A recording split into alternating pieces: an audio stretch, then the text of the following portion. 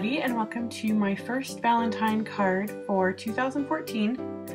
And this will be a little bit of a different pace this time because instead of speeding it up, I've got it filmed in real time with a little bit of creative editing. Otherwise we'd be here for forever. But I also kept the cards simple so that we wouldn't be here for an hour. But I started off with just a piece of craft cardstock that I scored at the 4¼ inch mark. So it's the standard A2 size, so 4¼ by 5½ inches.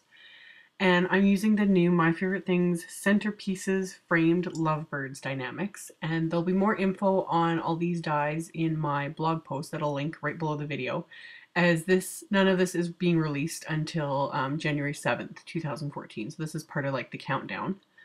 But anyway, I centered that on my card front. That's why I scored the card front first, so that I had a visual line to know where to put it.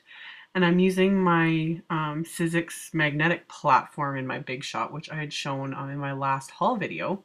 But if I didn't have this, I would be using either a Post-it note or say some washi tape, something that peels away easily to hold it in place, not regular tape like I usually use, just because I want to keep all the area around the die and I don't want it to tear. So running it through the Big Shot with regular tape, there's a good chance it'll tear because of the pressure. So that's where this magnetic platform is like so much fun.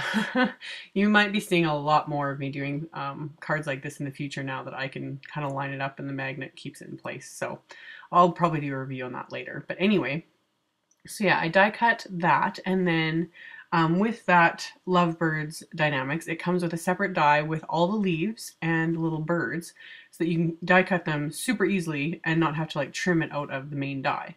So I just grabbed some scrap cardstock, which I now keep pretty much all my scraps because I can die cut all the little pieces from things like this, so I'm not wasting like full sheets of cardstock.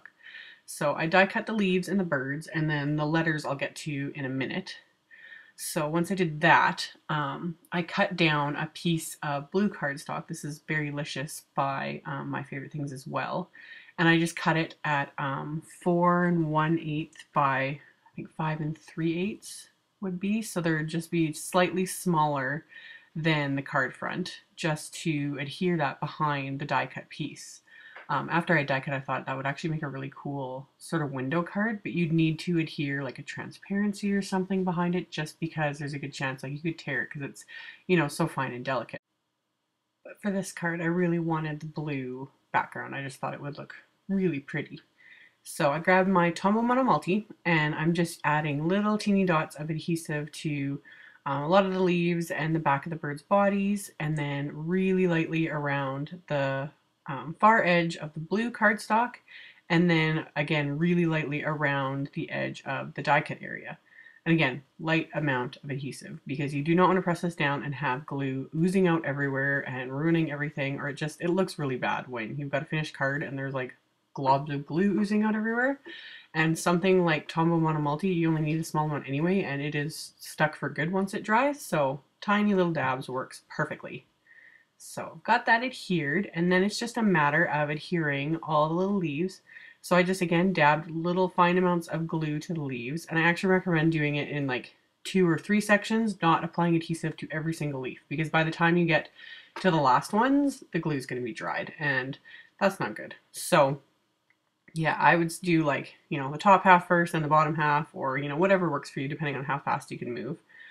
They are pretty small, so yeah, it doesn't really take that long. It only just took me a couple minutes, but by the time I got, to those last ones, the glue had just dried. It was still sticky, but it's more of a removable adhesive when it dries with Tombow Monomultis. So yeah, you just need to adhere everything when it's still white. Once it turns clear, it's sticky, but it's not a permanent sticky anymore. So got the leaves applied, and then adhered the little birds, and those ones were cut with the steel gray cardstock. I wanted them a little bit darker so they'd kind of pop out a little bit. And then the words are from the new Lots of Love Dynamics. So I chose the cursive love and die cut that from some wild cherry cardstock and kind of figured out where I wanted to place it on my card front. And again, really fine little dots of adhesive, because yeah, there's nothing worse, and nothing bothers my OCD more than pressing something down and having adhesive oozing out and getting on my fingers. It just really bothers me. So got the adhesive on and finally decided where I wanted to place it. And I just love how the red kind of pops with this card. So really fun. And then on the inside, all I did was add the XOXO die, which is from the same Lots of Love Dynamics, and die cut that again from the red cardstock. And I'm just going to adhere that to the lower right of the inside of the card, and then I die cut 2 more of the little birds and adhered that over top, and that's all there was to it. So really simple. I think this would be a great card to give to a guy because it's not all like pink and red and heartsy, you know, and girly. So just really fun. And like I said, there'll be a link below to my blog post with more info and all the supplies and everything else. Thank you guys so much for watching and subscribing to my videos, and I will see you all in the next one. Bye!